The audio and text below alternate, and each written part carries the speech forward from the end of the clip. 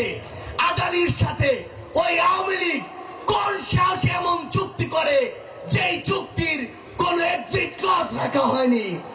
আমরা দেখতে পাই এই চুক্তি বাতিল করার জন্য আপনাকে $12 বিলিয়ন শুধু ক্যাপাসিটি চার্জ দিতে হবে।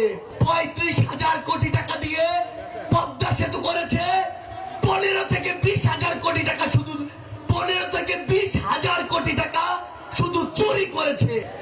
ফ্যাসিস্টের মাথাগুলোকে এক মন্ত্রণালয় থেকে আরেক মন্ত্রণালয়ে সরানো হচ্ছে, কিন্তু ওই প্রথম স্তরটি ব্যতীত ফ্যাসিস্টের যে দোসররা ছিল, যারা গ্রেড 3-4 থেকে শুরু করে গ্রেড 20 পর্যন্ত এখনো ওই ফ্যাসিস্টের দালাল হিসেবে তাদের উদ্দেশ্যকে সার্ভ করে যাচ্ছে। সেই উদ্দেশ্যকে আমরা আমাদের জায়গা